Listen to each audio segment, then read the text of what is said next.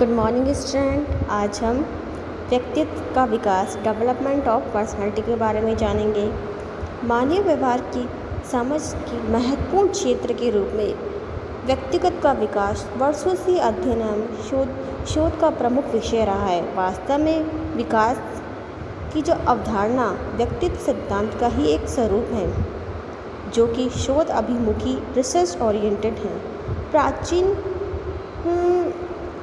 प्राचीन मनोविश्लेषकों के विपरीत, जो वंश परंपरागत वातावरण परिपक्वता तथा सीखने को ही व्यक्तित्व में सम्मिलित करते हैं। मतलब हमारे जो ट्रेडिशनल है, एनवायरनमेंट है, मैच्योरिटी लेवल है और हमारा जो लर्निंग लेवल है, वो सब है पर्सनालिटी के अंतर्गत आता है। विकास में मनोवैज्ञानिक का मत है कि इसमें मनुष्य के मनोवैज्ञानिक तथा दार्शनिक अंतर्क्रियाओं का भाग सम्मिलित है।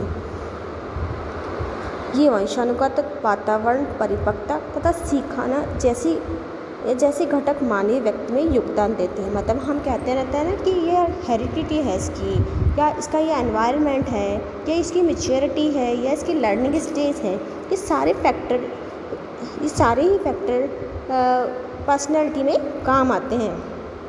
अधिकांश मनोविश्लेषकों का मत है कि व्यक्ति अधिकाधिक आवश्यकताओं एवं योग्यताओं को अपने में जोड़ते हैं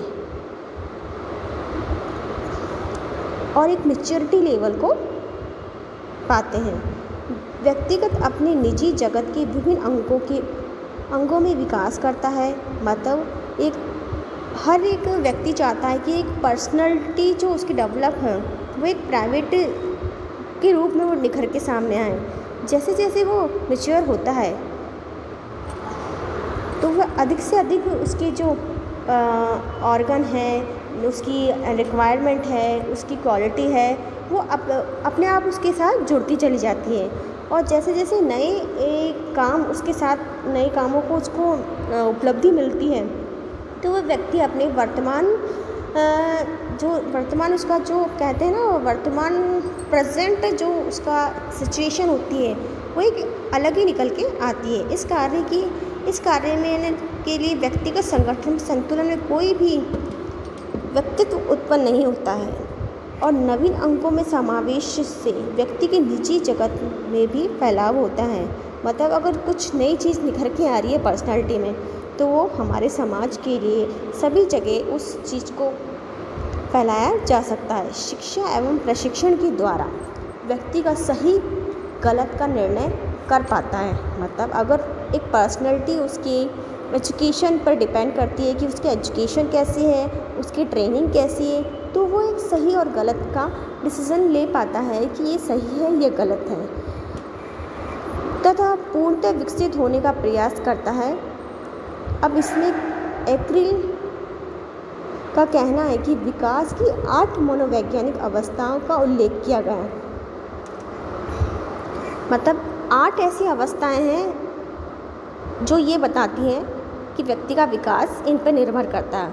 मुख एवं संवेदन, मतलब आपका फेस की जो लैंग्वेज है, आपका फेस का आपका रिएक्शन जिसे कहते हैं, वो आपकी पर्सनालिटी पे डिपेंड करता है। त्यागने योग्य अंग एवं शरीर की संरचना, मतलब आपका बॉडी का स्ट्रक्चर आपकी पर्सनालिटी से भी जुड़ा हुआ है।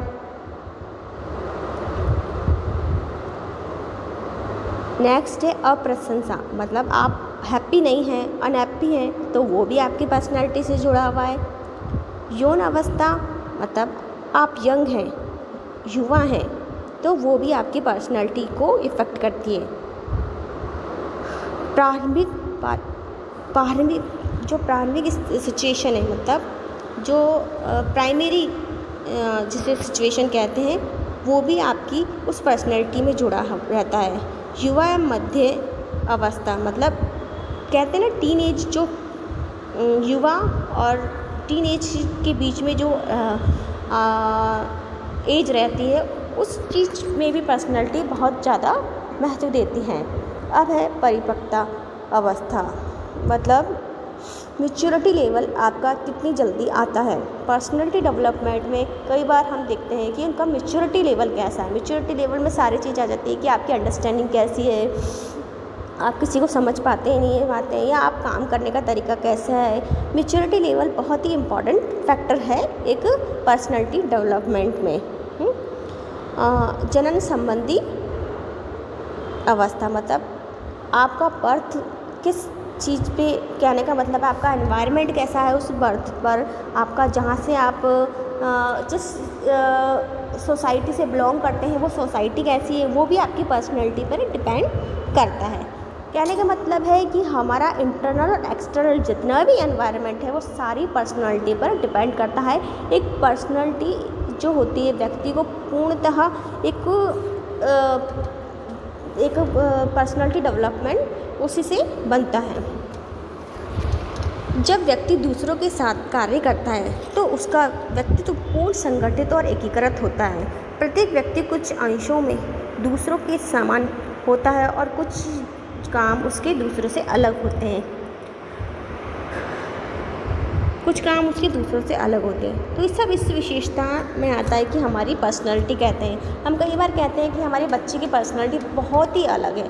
अब बच्चे की पर्सनैलिटी कैसे है, कई बार पेरेंट्स कहते हैं कि हमारा बच्चा बहुत एक्टिव है, हमारा बच्चा बहुत सारे काम कर लेता है। तो हर चीज़, हर व्यक्ति की हर तरह की पर्सनैलिटी अलग अलग होती है। और वो डेवलप कैसे होती है, वो डेवलप उसके एनवायरनमेंट से होती है, वो डेवलप उसके एक्सटर्नल इंटरनल एनवायरनमेंट से होती है। उसका स्कूलिंग कैसा है, उसका कॉलेज कैसा है, सब उसके पर्सनैलिटी पे डिपेंड करता है। अब यह डेवलपमेंट ऑफ पर्सनैलिटी की जो बात आ रही है वो एक इंडस्ट्रियल एरिया में मैनेजर की पर्सनैलिटी कैसे होनी चाहिए, वर्कर की पर्सनैलिटी कैसे होनी चाहिए। अगर मैनेजर की पर्सनैलिटी इफ़ेक्टिव होगी तो उसके वर्कर भी उससे मोटिवेट होंगे, उससे काम करेंगे।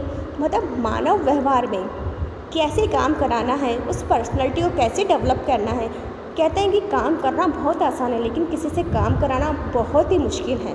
तो उस मुश्किल से निकलने के लिए आपको आपकी ऐसी पर्सनैलिटी बनानी पड़ेगी कि अगर आप किसी को काम बता रहे हैं तो वो आपको मना ना करें, बल्कि उस काम को समझने की कोशिश करें, करने की कोशिश करें। तो ये डेवलपमेंट पर्सनैलिटी में यही आता है कि व्यक्तियों का विकास कैसे किया जाए, और उस व्यक्तियों के विकास के साथ आप अपने समाज और अपने सभी जो अपने उद्योगों को, अपनी इंडस्ट्री को या अपने एनवायरनमेंट को कैसे इफ़ेक्टिव करें उस चीज़ से।